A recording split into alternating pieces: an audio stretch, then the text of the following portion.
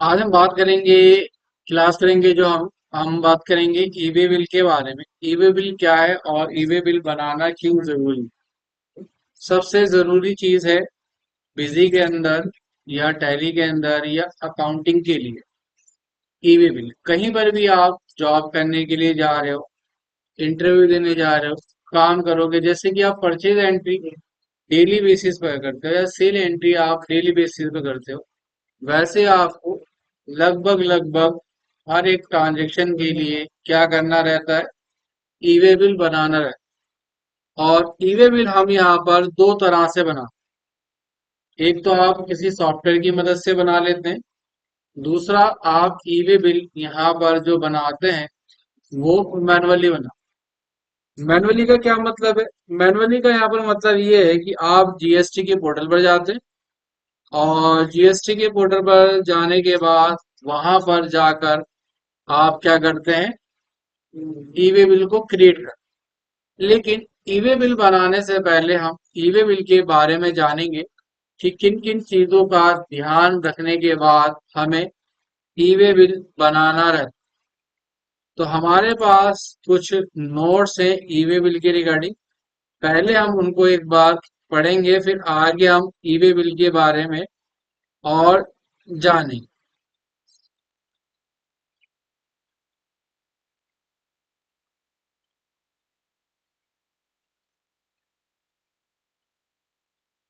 तो सबसे पहले अब आता है आपके पास ईवे बिल। ईवे बिल है क्या? ईवे बिल की फुल फॉर्म क्या होती है? ईवे बिल की फुल फॉर्म होती है इलेक्ट्रॉनिक वे बिल। क्या होती है? Electronic way bill. Electronic way bill का मतलब कहता है कि जब जीएसटी 2017 में आया, तो जीएसटी शुरू शुरू में गवर्नमेंट को लगा कि जैसे हमने बनाया है वैसे बहुत अच्छा काम किया जा सकेगा जीएसटी पर। लेकिन लोगों ने भी इसके अंदर लूप होल देख ली, चोरी करने के नए नए तरीके ढूंढ ली। क्या होता था पहले, जब भी कोई बिल बनाया गया और बिल के साथ जब गुड्स अपनी डेस्टिनेशन पे पहुंच जाते थे, अपनी जगह पर पहुंच गए, तो बिल जैसे बना 2 लाख रुपए का, तो इस बिल को बाद में क्या कर दिया जाता था, चेंज कर दिया जाता था, मॉडिफाई कर दिया जाता। 2 लाख की जगह उस बिल की वैल्यू कर दी 2,000, जिससे कि गवर्नमेंट को क्या हो रहा था, यहाँ पर जीएसटी का नुकसान हो रहा था। सारे में बैठ जाओ। जिससे कि क्या हो रहा था, गवर्नमेंट को जीएसटी का नुकसान हो रहा था। तो गवर्नमेंट इसके लिए एक तरीका लेकर आई यहाँ पर कि जब भी अगर हम क्या करें, ईवे बिल बनाए या कोई भी पर्सन बिल बनाए, कोई सेल काटी जाए, तो उस सेल को यहाँ पर क्या ना किया जा सके, बदला ना जा सके, चेंज ना किया जा सके। उसके लिए क्या लेकर आया गया यहाँ पर, ईवे बिल। और ईवे बिल के अंदर कुछ क्राइटेरिया फिक्स कर दिए गए।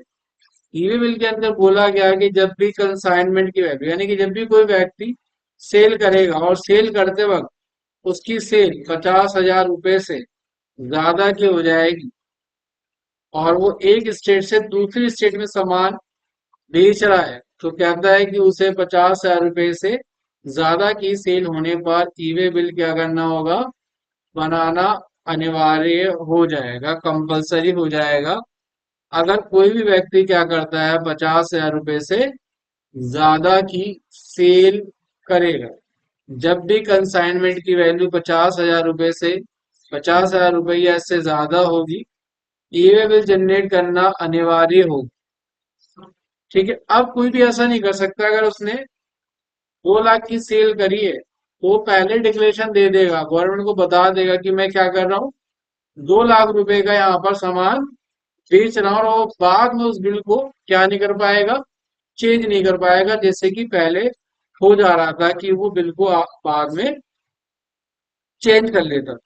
लेकिन अब कह रहा है कि जब भी क्या होगा, कंसाइनमेंट की वैल्यू 50,000 या उससे ज्यादा की होगी, तो ईवे बिल जनरेट करना अनिवार्य हो जाएगा। और इसके साथ कहता है, ए खुद से अपने खुद के या किराए के वाहन से बी को माल भेजता है।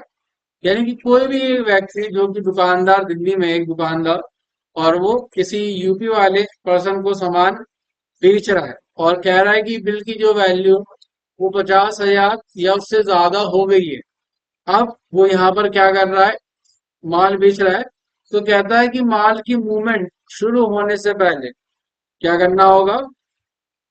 कहता है कि माल की मूवमेंट शुरू होने से पहले के पार्ट ए में भेजे जा रहे माल की डिटेल को भर देगा। क्या करेगा, ए माल की मूवमेंट शुरू होने से पहले ही फॉर्म GST-1 के पार्ट में भेजे जा रहे माल की डिटेल को क्या कर देगा, भर देगा। ए फॉर्म GST-A के पार्ट में भेजे जा रहे वाहन की डिटेल को भर देगा और ईवे बिल जनरेट कर सकेगा। जब भी हम ईवे बिल बनाते हैं ना, ईवे बिल के आपके दो पार्ट होते हैं, एक पार्ट होता है ए और एक दूसरा पार्ट होता है पार्ट बी। पार्ट ए में आप क्या करते हैं, वो डिटेल्स भरते हैं जो कि आपने क्या करा है यहाँ पर, जो भी आपने माल बेचा, जिस पार्टी को माल बेचा उसकी डिटेल आप भरते हैं पार्ट ए के अंदर। कह रहा है कि माल की डिटेल भर देगा। और पार्ट बी के अंदर कह रहा है कि आपको क्या करना रहता है, वाहन की डिटेल, गाड़ी नंबर या ट्रांसपोर्टर का नाम, ये क्या करना रहता है, डालना रहता है जब आप क्या करते हैं, पार्ट बी बनाते हैं। तो पार्ट ए में वाहन की डिटेल। और कह रहा है कि दूसरी कंडीशन है, अगर किसी ट्रांसपोर्ट की मदद से माल भेज रहे हो तो वहां पर आपको क्या करना रहता है, ट्रांसपोर्टर का GST नंबर डालकर ही ईवे बिल बनाना रहता है। अब कह रहा है सिचुएशन दो है, नंबर टू, ए माल की मूवमेंट शुरू होने से पहले फॉर्म GST के पार्ट में भेजे जा रहे माल की डिटेल को भर दे, जो कि हमने देख लिया। और फॉर्म ए GST-1 के ही पार्ट बी में ट्रांसपोर्ट की डिटेल को ही भर देगा। अब जब आप पार्ट बी बनाते हो ना, तो पार्ट बी के अंदर एक कंडीशन होती है। कंडीशन ये होती है कि आप या तो क्या कर दो, ट्रांसपोर्टर का GST नंबर डाल दो।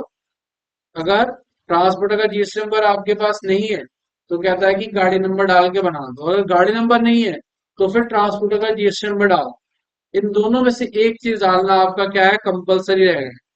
ठीक है, क्योंकि आपका जो माल है आप खुद नहीं ले जा रहे हो, आप क्या करते हो, ट्रांसपोर्टर को दे दो, ट्रांसपोर्टर ले जा रहा है। अगर ट्रांसपोर्टर नहीं ले जा रहा तो इसका मतलब आप क्या कर रहे हो, आप अपने माल को खुद से अपनी गाड़ी में लोड कर कर क्या कर रहे हो, ले जा रहे हो।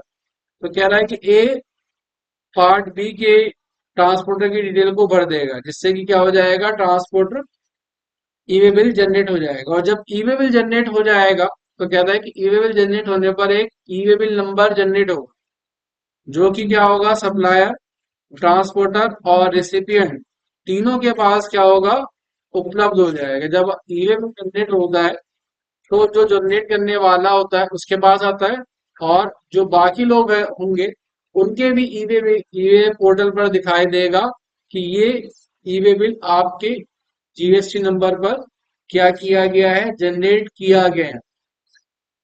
आगे आगे कहता है कि रिसिपिएंट द्वारा स्वीकृति, रिसिपिएंट को ईवे बिल में दी गई कंसाइनमेंट डिटेल को 72 घंटों में स्वीकार या अस्वीकार करना पड़ेगा। जैसे कि अगर आपने किसी व्यक्ति को माल बेचा, अपने किसी ग्राहक को, तो उसके नाम पर भी क्या बन गया, आपका ईवे बिल बन गया। और जब ईवे बिल बन जाता है तो यहाँ पर क्या होगा, जिसके नाम पर ईवे बिल बना है, कह रहा है कि जिसके नाम पर ईवे बिल बना है उसमें क्या करना होगा, उसको 72 घंटों में स्वीकार या अस्वीकार करना पड़ेगा। रिसिपिएंट द्वारा स्वीकृति, रिसिपिएंट को ईवे बिल में दी गई कंसाइनमेंट डिटेल को 72 घंटों में स्वीकार या अस्वीकार करना पड़ेगा। अगर वो ऐसा नहीं करता है तो, जिसके नाम पर ईवे बिल बनाया गया, अगर वो उस डिटेल को एक्सेप्ट नहीं करता है तो कह रहा है रिसिपिएंट द्वारा स्वीकृति, अगर 72 घंटों में रिसिपिएंट ईवे बिल में दी गई कंसाइनमेंट डिटेल को ना तो स्वीकार करता है और ना ही अस्वीकार करता है, उसने कोई एक्शन नहीं लिया, एक्सेप्ट भी नहीं किया, डिनाई भी नहीं किया, तो गवर्नमेंट कहती है कि ये मान लिया जाएगा उसने कंसाइनमेंट डिटेल को स्वीकार कर लिया। यानी कि उसके नाम पर जो सेल करी गई है उसने क्या कर लिया, उस सेल को अपने पास एक्सेप्ट कर लिया है, गवर्नमेंट यहाँ पर ये मान ली। ठीक है, आगे कहता है, और आगे कहता है ट्रांसपोर्टर,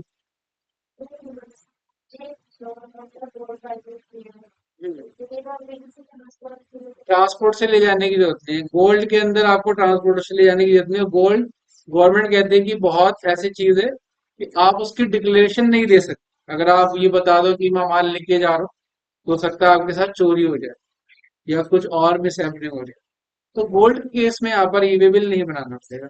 अब हम यहाँ पर बात करेंगे किन किन चीजों से ई वे बिल बनेगा। आप तो कह रहा है कि देखो दो चीजें होती हैं, या तो आपने सामान बेचा, सामान आपके मोटर व्हीकल से जा रहा है, ठीक है, या आप किसी ट्रांसपोर्ट की मदद से लेके जा रहे हैं जिसका आपका गाड़ी नंबर हो, तो उस केस में आपको ई वे बिल बनाना का अनिवार्य रहेगा। अगर आप सामान को अपने हाथ में उठाकर लेके जा रहे हैं, ठीक है, या रिक्शा करके लेके जा रहे हैं, तब आपको ई वे बिल बनाने की जरूरत वहां पर नहीं।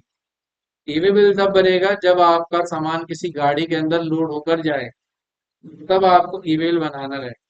अगर आपका सामान किसी मोटर व्हीकल में नहीं जा रहा, रिक्शे से ही जा रहा है, तो आपको ई वे बिल बनाने की आवश्यकता नहीं है, क्योंकि ई वे बिल पर गाड़ी नंबर की हमें जरूरत होती है या ट्रांसपोर्टर का नाम चाहिए। तो रिक्शे वाला तो ट्रांसपोर्टर है नहीं, न है उसके पास कोई गाड़ी है। गाड़ी का मतलब जिसके अंदर इंजन लगा हो और जिसका क्या हो, व्हीकल नंबर भी हो। तब आपको यहाँ पर क्या आवश्यकता रहती है, ई वे बिल बनाने की आवश्यकता रहती है। अब कहता है touring transportation mode of transport is to be changed, transporter will generate a fresh e-way bill। बहुत सारी बार आप क्या करते हो, आपने अपना माल लोड करके भेज दिया यहाँ से चेन्नई के लिए, सूरत के लिए, गुजरात के लिए, अहमदाबाद के लिए, और रास्ते में क्या हो गया, मिस हैपनिंग होगी, गाड़ी खराब हो गई, किसी गाड़ी का एक्सीडेंट हो गया, इस तरह की कोई दुर्घटना घट गई, तो कहता है कि इसके लिए आपको दोबारा से ई बिल बनाने की जरूरत नहीं है। जो ट्रांसपोर्टर है, जो माल को लेके जा रहा है, वो क्या कर सकता है, वो भी खुद से ई वे बिल बना सकता है। If during transportation mode of transport is to be changed, transporter will generate a fresh e-way bill। और उसके नीचे एक लाइन और लिखी है, multiple consignments are to be transport in one vehicle, a consolidated e-way bill also generated by transporter। और अगर क्या हो रहा है, ट्रांसपोर्टर मल्टीपल लोगों का माल लेकर एक ही ट्रक से जा रहा है, एक ही गाड़ी से जा रहा है, तो उसको सबके लिए अलग अलग ई वे बिल बनाने की जरूरत नहीं है। वो एक ही ई वे बिल बना के सब में मेंशन कर सकता है कि मैं ये माल लेकर जा, ठीक है। और सबसे इंपॉर्टेंट चीज आपकी ये है, validity of E way bill. जब आप ई वे बिल बनाते हैं तो ई वे बिल की कुछ टाइम पीरियड, कुछ ड्यूरेशन होती है कि कितने टाइम तक आपका ई वे बिल क्या रहेगा, वैलिड रहेगा। कहता है कि अगर वैलिडिटी, कह रहा है कि अगर आपने जो सेल करी है, वो सेल आपकी 100 किलोमीटर तक है, यानी कि ऐसा कस्टमर जो आपका 100 किलोमीटर तक में रहता है, दिल्ली के आसपास के एरियो में, तो कहता है उसकी वैलिडिटी कितनी दिन रहेगी, 1 डे रहेगी। अगर किसी को आपने सेल किया जो जो कि क्या है, रहता है 100 किलोमीटर के अंदर अंदर, तो उसकी वैलिडिटी 1 दिन तक रहती है। आपका वो माल 1 दिन में पहुंच जाना चाहिए। अगर सर हमने माल भेजा और रास्ते में गाड़ी का एक्सीडेंट हो गया, गाड़ी खराब हो गई, ड्राइवर का एक्सीडेंट हो गया, तो 1 दिन में तो माल पहुंचेगा नहीं।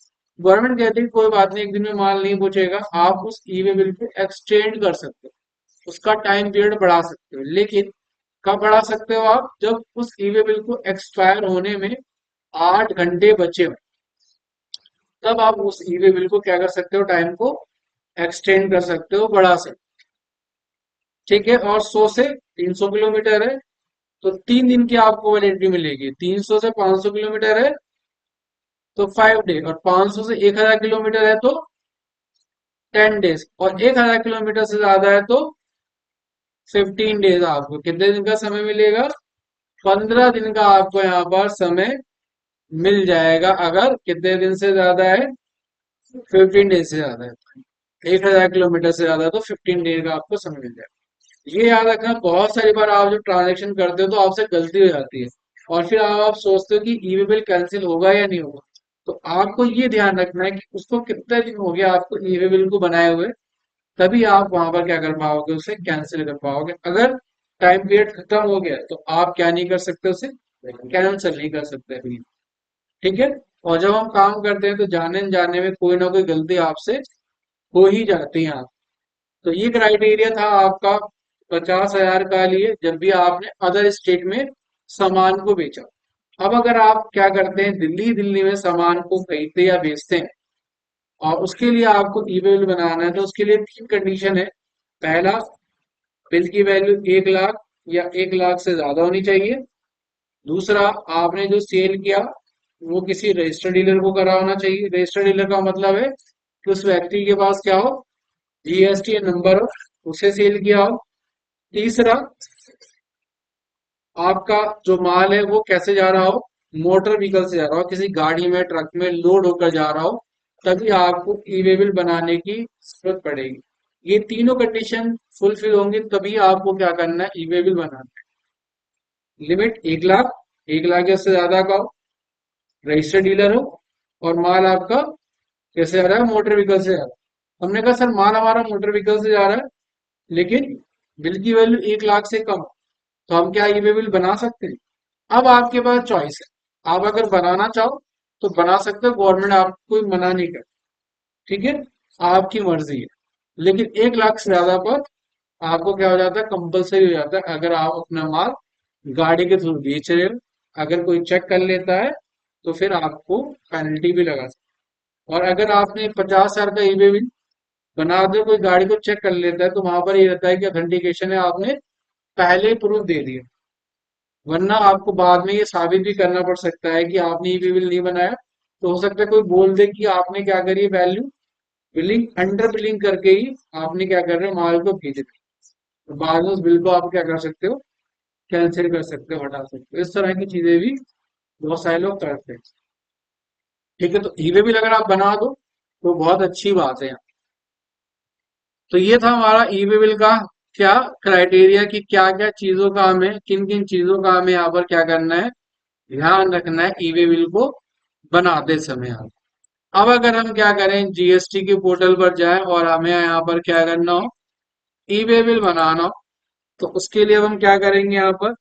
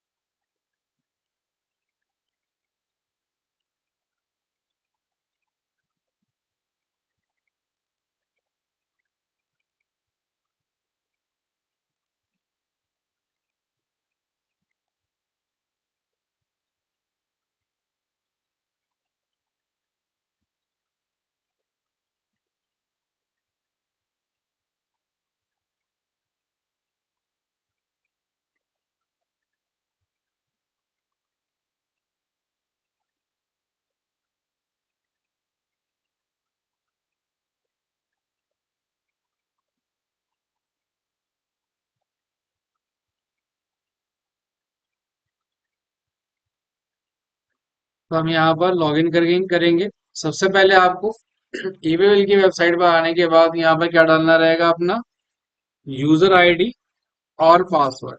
तो आप यहाँ पर लिखेंगे अपना जो भी यूजर आईडी है आपका,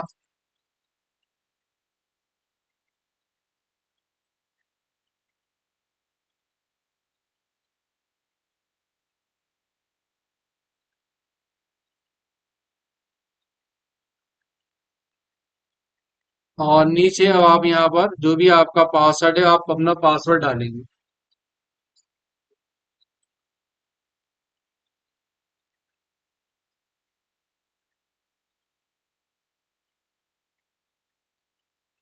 और उसके बाद आप यहाँ पर कैप्चर कोड डाल देंगे। ये लिखा है। और अब आप क्या करेंगे, यहाँ पर लॉगिन बटन पे क्लिक करेंगे। तो यहाँ पर कह रहा है कि आपने डिटेल यहाँ पर क्या करी है, गलत डाली है, तो हम यहाँ पर दोबारा डाल देते हैं।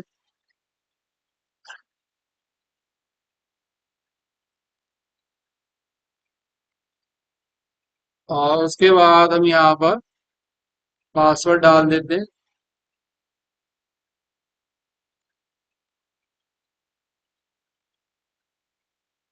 और ये हम यहाँ पर लॉगिन करेंगे। और लॉगिन करने के बाद यहाँ पर कहता है कि आपको क्या करना पड़ेगा, पासवर्ड चेंज करना पड़ेगा। यहाँ पर कह रहा है कि अगर आपके 45 दिन हो जाते हैं तो 45 दिन के बाद आपको यहाँ पर क्या करना पड़ता है, पासवर्ड चेंज करना पड़ता है। एक बार हम यहाँ पर भी देख लेते हैं करके, क्या इस पे चल जा रहा है मेरा ईवे भी।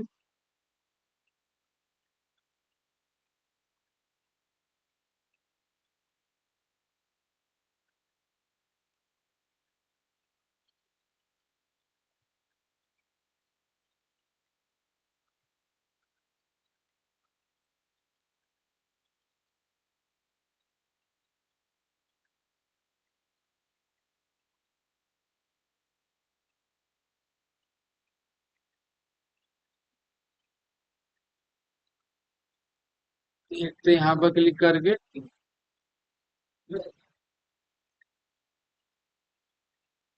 ईवे बिल की तो वेबसाइट इस पे आ गई है।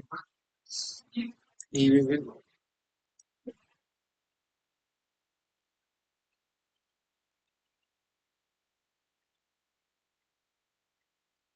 This uses block form generation e invoice is complete to authentication complete. तो एक बार हम ईवे बिल पोर्टल पर आ जाते हैं, वापस से एग्जिट करते हैं यहाँ पर। Your last password change more than 45 days mandatory. क्या लॉग आउट कर देता है ये बार बार। 3QVX2H। You want to register ना, हमने कहा लेटर करेंगे बाद में। और हमने यहाँ से एक बार एग्जिट कर दिया दोबारा। बार बार क्या कर रहा है, कह रहा है चेंज करना पड़ेगा। दोबारा देख लेते हैं भाई। UCI लॉग इन करेंगे, लेटर करते हैं यहाँ पर हम दोबारा से, एग्जिट करते हैं यहाँ पर। दोबारा ये मनाई कर रहे हैं। DRF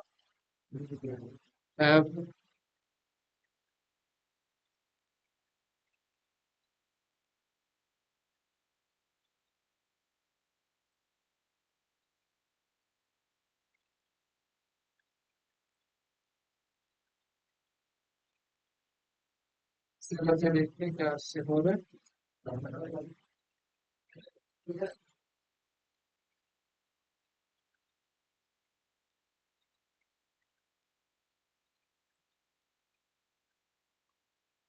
पासवर्ड चेंज करेंगे तो OTP जाएगा ना रजिस्टर्ड नंबर पे।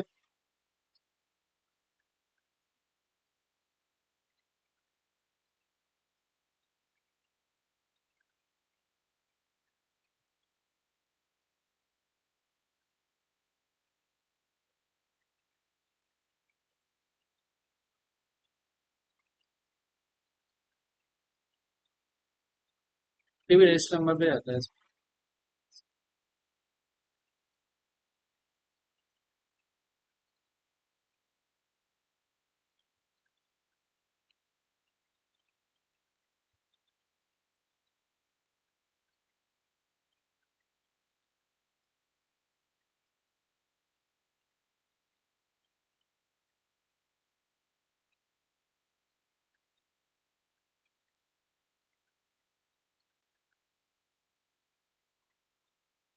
देखते हैं एक बार दोबारा करें। QYFOCD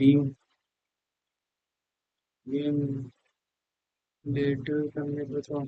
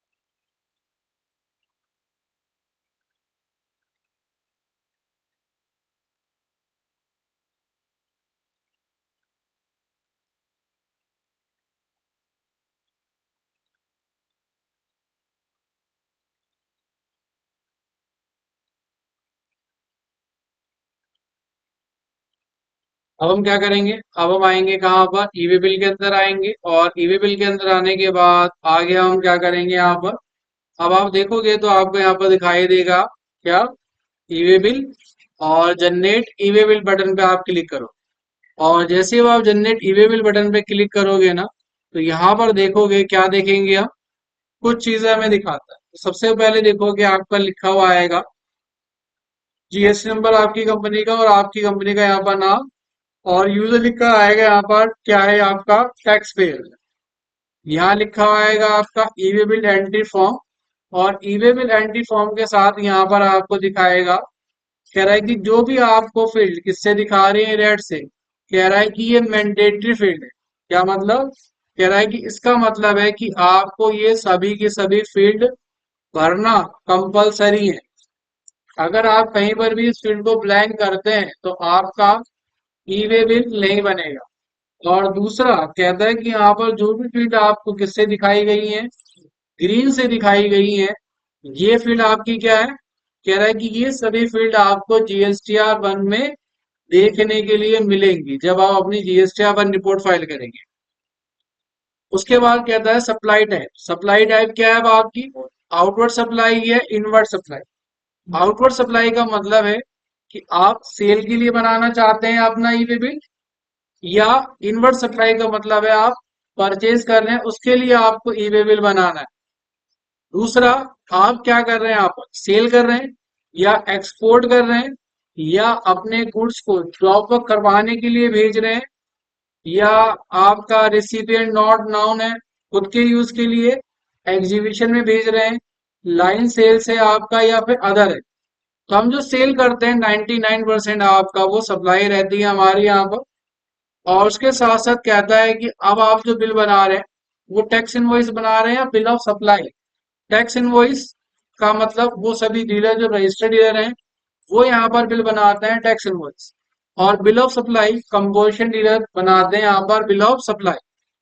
आगे यहाँ पर डॉक्यूमेंट नंबर। डॉक्यूमेंट नंबर का मतलब बिल नंबर। बिल नंबर का मतलब जो आपने सेल करी और सेल करते वक्त जो आपने बिल बनाया वो आपका डॉक्यूमेंट नंबर कहलाता है, बिल नंबर कहलाता है आपका यहाँ पर। वो आपको डालना है।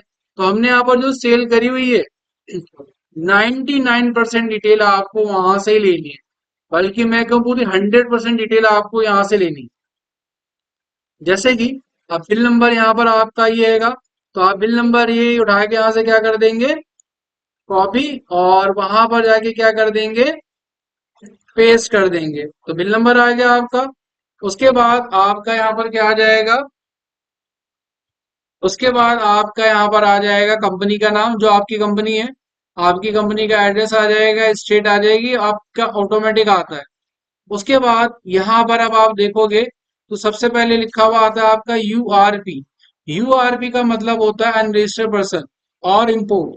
अगर आप इंपोर्ट कर रहे हैं या किसी ऐसे व्यक्ति को सामान बेच रहे हैं जो कि क्या नहीं है, जीएसटी के अंदर रजिस्टर्ड नहीं है, तो वो क्या कहलाता है आपका यूआरपी। अब कोई आपके पास ग्राहक आया, कस्टमर आया दिल्ली से बाहर का, यूपी से आया, वो अपनी यूपी में एक छोटी सी दुकान चलाता है, और हमसे वो 50,000 रुपए का सामान खरीद कर लेके जा रहा है। अब रास्ते में तो कोई भी पकड़ सकता है कि सामान आप चोरी करके लेके आ रहे हो, या आपने, आपकी सामान की कीमत ज्यादा है, आपने इसका बिल नहीं बनवाया, कुछ भी एलिगेशन लगा सकता है।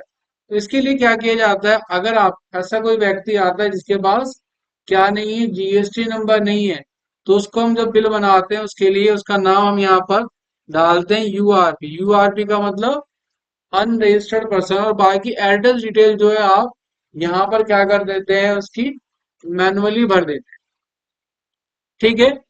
अगर जीएसटी नंबर हैगा उसका, तो यहाँ पर आप क्या डाल देते हैं, उसका जीएसटी नंबर। जैसे कि हमने यहाँ पर सेल किया तो हमारे पास क्या आएगा, जीएसटी नंबर रहेगा, तो हमने यहाँ पर जीएसटी नंबर ले लिया, और जीएसटी नंबर जैसे अब आप यहाँ पर डालोगे तो उसकी जो बाकी डिटेल्स है वो सारी अपने आप आ जाएगी। उसका नाम, उसका एड्रेस, सब अपने आप आ जाएगा, उसकी स्टेट। ये पार्ट अभी तक ए है।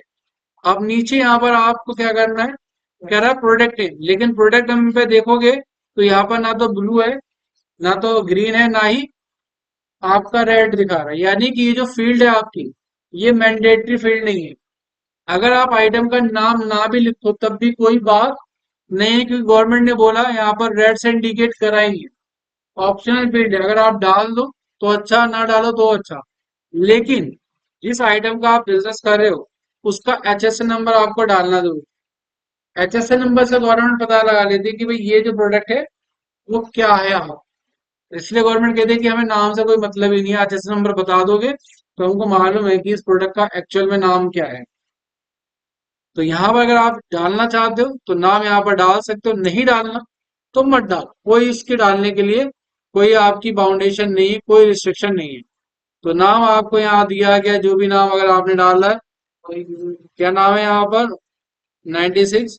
डिस्क्रिप्शन, डिस्क्रिप्शन अगर आप डालना चाहते हो तो यही डाल सकते हो, लेकिन एचएसएन नंबर डालना कंपलसरी है। तो जो आपका एचएसएन नंबर है वो यहाँ पर आप डालो। 40 कह रहे ये भी ऑप्शन है, डालना है तो डालो, नहीं डालना तो मत डालो। यूनिट कह रहा ऑप्शन है, डालना है तो डालो, नहीं डालना तो मत डालो। टैक्सेबल वैल्यू ये डालना कंपलसरी है। तो क्या टैक्सेबल वैल्यू 2,36,000, तो 2,36,000 यहाँ पर क्या करोगे, लिख दोगे। 2,36,000 और क्या लगेगा आपका, जीएसटी कितना है, कह रहा है कि 18% जीएसटी। उसके बाद ये तो एक ही लाइन है, दूसरी लाइन कह रहा है कि और आइटम सेल करेंगे आपने तो उसके लिए ऐड ऑन करो। क्या करो, ऐड ऑन करो यहाँ। और यहाँ पर आगे नाम डालो, क्या नाम डाल दो जो आपका प्रोडक्ट है।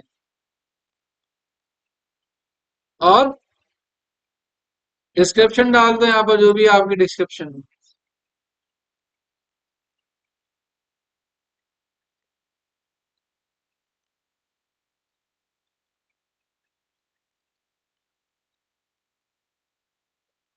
एचएसएन नंबर डाल दो, क्वांटिटी डाल दो, और यूनिट डाल दो, टैक्सेबल वैल्यू डाल दो, और यहाँ पर टैक्स रेट डाल दो। आप देख रहे हो, फिर दोबारा ऐड कर लो यहाँ पर। आप देख रहे हो कि जो भी डिटेल है हम क्या कर रहे हैं, बिल से उठाकर ही डालने अपनी मन मर्जी से। हम यहाँ पर कोई भी डिटेल नहीं डालने, यहाँ पर डालने कुछ भी नहीं डालने। यूनिट हमारी जो भी है हमने यहाँ से देख के डाल दिया, ये भी हमने यहाँ डाला है, वही वही था। टैक्सेबल वैल्यू हमने यहाँ पर डाली हुई है, और नीचे वही जीएसटी रेट आपने यहाँ पर डाल दी। अब यहाँ पर अलग अलग भी हो सकता है, सेम भी हो सकता है आपका, ठीक है। तो आपने डाल दिया, टोटल वैल्यू आप देखोगे तो यहाँ पर दिखा भी रहा है आपके पास कितनी वैल्यू का आपने यहाँ पर सेल।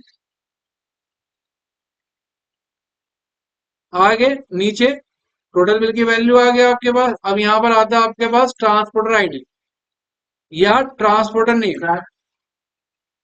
फ्राइट लगाने के लिए यहाँ पर आप ऐड कर लोगे। और नीचे आप बस टोटल क्या डालोगे आप, उसका एचएसएन नंबर और टोटल वैल्यू। फ्राइट के लिए फ्राइट का भी एचएसएन नंबर होता है। या टोटल आप अदर अमाउंट देखोगे, यहाँ पर दिया भी है, इधर देख लो। अदर अमाउंट माइनस और प्लस करने के लिए डिस्काउंट है या कुछ और चीज है, वो यहाँ पर भी डाल सकते हो। ठीक है, अब आगे क्या दिया गया आपको, अब कहता है ट्रांसपोर्टर का आईडी। अगर आपने जो माल बेचा वो ट्रांसपोर्ट की मदद से जा रहा है तो उसका यहाँ पर क्या डालोगे आप, आईडी। आईडी का मतलब है जीएसटी नंबर, जीएसटी नंबर डाल दोगे तो नाम आपका अपने आप आ जाएगा। और अगर आपके पास ये दोनों चीजें नहीं है तो यहाँ पर क्या डाल दोगे आप, व्हीकल नंबर। और व्हीकल नंबर में भी एक चीज का ध्यान रखना आप, जब आप व्हीकल नंबर डालते हो आप बिल्कुल ठीक व्हीकल नंबर डाल लोगे तो वो आपको क्या बोलेगा, वो बोलेगा आपका व्हीकल नंबर क्या है, यहाँ पर इनवैलिड है, गलत है। गलत क्यों है, क्योंकि आप यहाँ पर जो लिख रहे होगे सही लिख रहे हो, बिल्कुल ये व्हीकल नंबर है, लेकिन ये बताएगा इनवैलिड है, गलत है व्हीकल नंबर। इसके लिए आपको क्या करना होगा, इसके आगे डीएल के बाद क्या लगाना होगा, जीरो। जैसे जीरो लगाओगे तो कहेगा कि व्हीकल नंबर अब क्या है, ठीक है। तो जीरो आपको अपने पास अपनी मन मर्जी से यहाँ पर क्या करना रहता है, लगाना रहता है। वरना ये बोलेगा कि ये जो व्हीकल नंबर है क्या है आपका, इनवैलिड है, आप यहाँ पर गलत नंबर डाल रहे हैं। और ये सब चीजें सबमिट करने के बाद आप क्या करोगे, सबमिट बटन पे क्लिक करोगे, आपका ई वे बिल 1 मिनट में 1 सेकंड में बनकर क्या हो जाएगा, तैयार हो जाएगा। क्लियर। और नहीं बनाना तो यहां से हम क्या कर देंगे, कैंसिल कर देंगे। तो यहां से हम आ जाएंगे बाहर। ये है हमारा तरीका बनाने का। और अगर आपसे क्या हो जाए, ई वे बिल गलत बन जाए, अब आपको क्या करना पड़ेगा, कैंसिल करना पड़ेगा। कैंसिल करने के लिए अब आप ई वे बिल में आओगे और यहाँ पर दिखाई देता है आपको क्या, आपको कैंसिल बटन दिखाई देता है। तो कैंसिल बटन पे क्लिक करोगे और यहाँ पर जो आपने ई वे बिल बनाया है उसका नंबर डालोगे और गो बटन पे क्लिक करोगे तो आप कहाँ पर आ जाओगे, ई वे बिल की वेबसाइट पर यहाँ पर आ जाओगे और इसे गो कर दोगे तो आपका ई वे बिल यहाँ पर बन जाएगा। ठीक है। उसके बाद आगे हम क्या करेंगे, फिर नीचे आपसे रीजन पूछेगा कि क्यों कैंसिल करना है। तो आप वहां पर रीजन डाल देना, डाटा एंट्री मिस्टेक हो गई, गलती हो गई हमसे बिल बनाते हुए, इसलिए हम इसे क्या करना चाहते हैं, कैंसिल करना चाहते हैं। ठीक है। आगे, आगे अब इसके बाद देखोगे तो जनरेट हो गया। जनरेट बल्क, जनरेट बल्क का मतलब क्या है, कह रहा है upload JSON file, file maximum 5 MB। बहुत सारी बार ऐसा होगा कि आपका बिजी से या टैली से आप बिल बना रहे होगे लेकिन रन टाइम एरर आकर या नेटवर्क आपका एरर आ रहा है या कोई और एरर आ रहा है, मतलब आपका बिजी का सर्वर जो है डाउन चल रहा है, आपका बन नहीं पा रहा है उससे डायरेक्ट। तो आप क्या कर सकते हो, यहाँ पर कहता है बिजी के अंदर आप जेसन फाइल बनाओ और जेसन फाइल बना के वो फाइल आप यहाँ पर अपलोड कर दो। ये पहले बिजी के थ्रू डायरेक्ट ईमेल नहीं बनता था, तो इसी की तरह हम बनाते थे, जेसन फाइल बना लेते थे और जेसन फाइल को हम डायरेक्ट क्या कर देते थे, यहाँ पर अपलोड कर देते थे और वो 1 सेकंड में बिल बना देता था। इसमें आप एक साथ 50 बिल भी बना सकते हो। 50 की जेसन फाइल आपने एक साथ बनाई, अपलोड कर दिया, सबका एक बार में एक साथ बिल बन जाता था। डिटेल जेसन फाइल बनाने के लिए आपको क्या करना पड़ेगा, जीएसटी के अंदर आना पड़ेगा। पहले आपके पास चालू होना चाहिए ऑप्शन क्या, configuration feature option, inventory, inventory के अंदर नहीं, जीएसटी के अंदर। यहाँ ईवी विल रिक्वायर्ड यस, यहाँ स्टेट आपको डालनी रहेगी अपनी दिल्ली, आपका पिन कोड नंबर। और सेंट्रल के लिए लिमिट क्या है हमारी, 50,000। और लोकल के लिए लिमिट क्या है हमारी, 1 लाख। और आगे आप क्या करोगे, इसे सेव। ठीक है। सेव करने के बाद आगे यहाँ पर ऑटोमेटिक ऑटोमेटिक रखकर आप सेव कर दोगे। और सेव करने के बाद आगे आप क्या करोगे, आगे आप आओगे जीएसटी के, जीएसटी मिसलिनियस यूटिलिटी, यहाँ मिलता है आपको जनरेट ई वे बिल ऑटोमेटिक या जैसन, आपने कहा जैसन फाइल बनानी है, एंटर किया, कब से लेके कब तक, तो आपने डेट डाल दी, एंटर करा। जितने भी आपने यहाँ पर बिल बनाए होंगे तो हम पहले देख लेते हैं। सेल हमने क्या करी यहाँ पर, सेल हमने 1/4/2024 से करी है।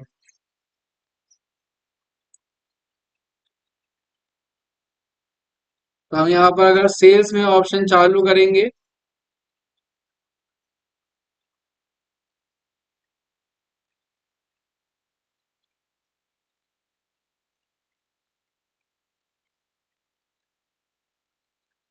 उसका व्हीकल नंबर, और यहाँ पर चालू करके आप इसे सेव करोगे।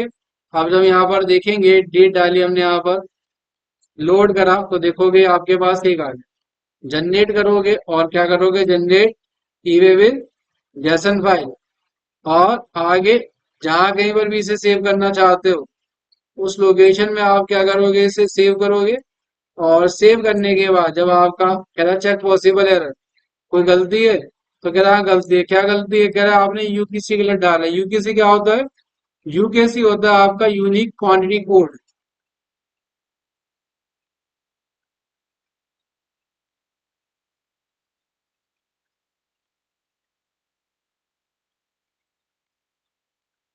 गलत। और आगे पिन कोड ब्लैंक, कोई नहीं, हम यहाँ पर क्या करते हैं, प्रोसीड भी जैसन करते हैं। जैसन फाइल आपकी बन गई और जैसन फाइल जो बन जाएगी, अब यहाँ पर क्या करोगे, ब्राउज करोगे, ओपन करोगे, क्लिक करोगे, ओपन कर लोगे।